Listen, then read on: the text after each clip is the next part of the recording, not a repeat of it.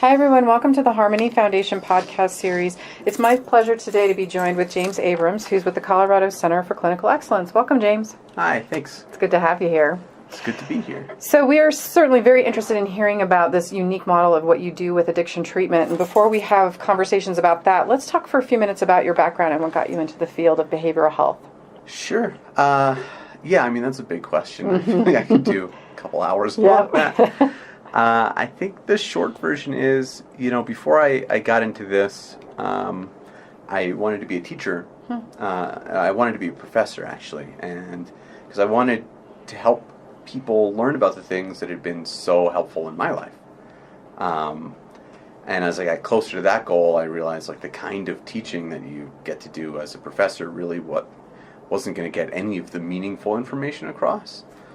And so I just thought about it, and I thought, what's most important to me is getting the meaning through, and the best way to do that is one-on-one, just be with people, and be there to help them sort it out themselves. Mm-hmm. It's not about my brain. Mm-hmm. So being a facilitator of their behavior change, really kind of helping them. Yeah, and just their values change, mm-hmm. and their self-exploration, and just all of it, just to be there to be curious about them. Mm-hmm.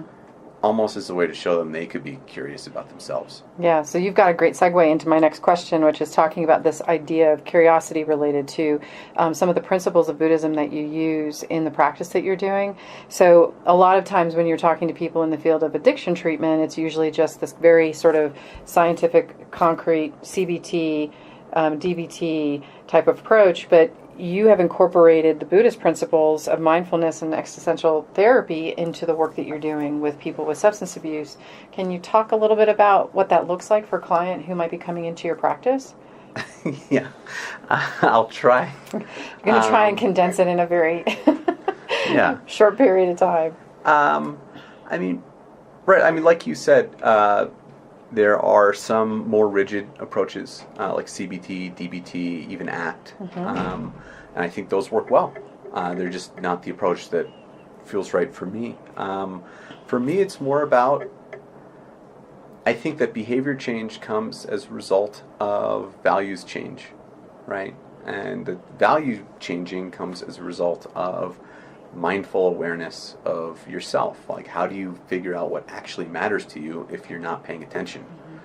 Mm-hmm. And so what's nice about sort of the Buddhist principle of mindfulness is that it's totally non-judgmental. Mm. It's just you're gonna feel and be whatever it is that you are, and that's fine. Mm-hmm. And that's a message we could probably stand to get a lot more mm-hmm. in society, mm-hmm. which is just that you're fine. Mm-hmm. And it sort of goes back to there's this old saying in analytic circles, which is that people come to therapy to find out what's wrong with them, and they leave knowing that nothing is. Mm-hmm. Right? That's true. I think that's the goal. Mm-hmm. And for me, mindfulness, that's the path to that goal. Mm-hmm.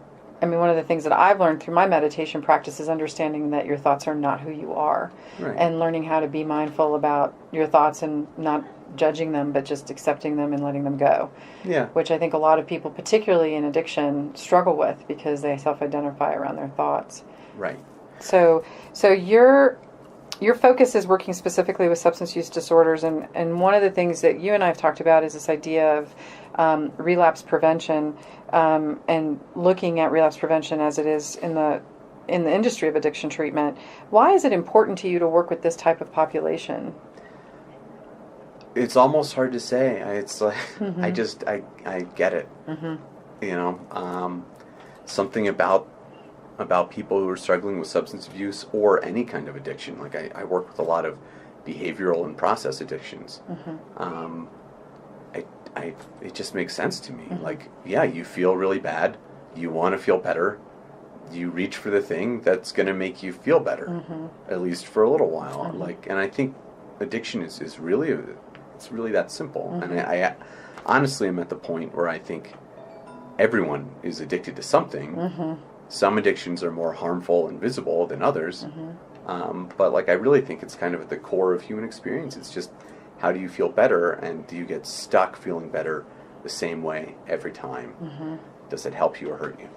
And for somebody to come up against a provider like yourself who is willing to be very open and accepting at wherever they are in their recovery journey is probably half the battle sometimes, because they oftentimes feel so judged based on their behavior. Well, right. I mean, so many people in the addictions recovery field, at least for a long time in the past, and I think still today, are really committed to like either like you're bad, like it's a moral failure, or like your behavior is bad, and like your behavior might be harmful.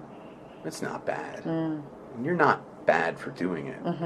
But like, I think that in the end, everybody wants to get to health. You're right. Yep. Good point. So we'll just help them get there. So you have a master's degree. This was interesting. I read this about your bio. You have a master's degree in Eastern Classics, and it looked at working with teachers from India, China, and Japan. How did those studies guide you in your practice with your clients today? You got all these big questions for this like 10-minute interview. You can get it done. Yeah, I mean, that was sort of, like I said, that was the path for me. You know, there was just something about those Eastern teachings that just like it addressed what was going on for me in my life so well, and like caused like such a massive shift in just how I felt, how I thought, how I acted, and all towards things that I've been meaning to go to for so long. That's sort of become the foundation for me. I mean, like I said, it's like being able to sit in that non-judgmental space. I think that's everything. That's where the healing comes from. And I mean, if we really want to get into the nitty-gritty, I mean, there's like some stuff, if anyone listening to this is familiar with Dogen, the 12th century Zen Buddhist, you know, a lot of his writing is about like this thing that I sort of think of as this idea that I call a tense juxtaposition, right? Which is that there are two directions you want to go in, or more, right? And in your mind, that's really possible, right? And in reality, it isn't. You can only move in one direction at a time. And so the idea is, like, you know, he would recommend, like, so don't do anything yet.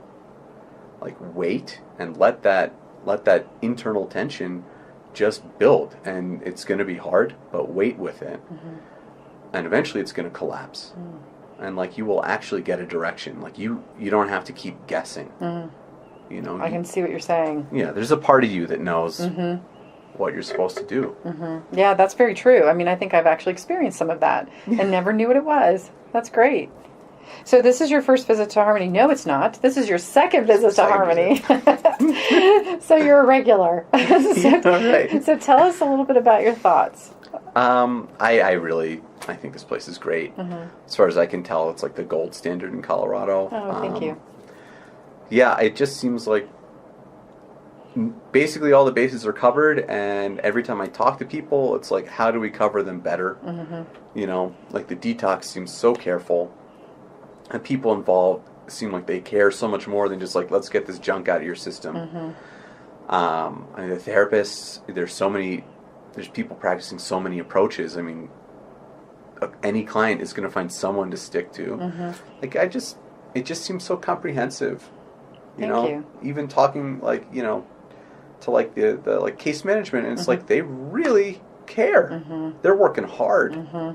Yep. I like it. Thank you. Plus, it's beautiful. Yeah, that doesn't hurt either. That doesn't hurt. Well, so if someone wanted to access services with you directly, whether it's through the center or with you in private practice, what would they need to do? Oh, so it's real simple. Okay. You can give me a call. Two different numbers work. If you want to get straight to me, call me at 720-432-5680. If you want to call the Colorado Center for Clinical Excellence and sort of chat it out with someone, you can reach them at 303-347-3700.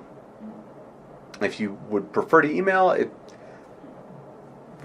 eventually that will have to stop. But for an initial contact, you can reach me at jcoleabrams at gmail.com. Wonderful.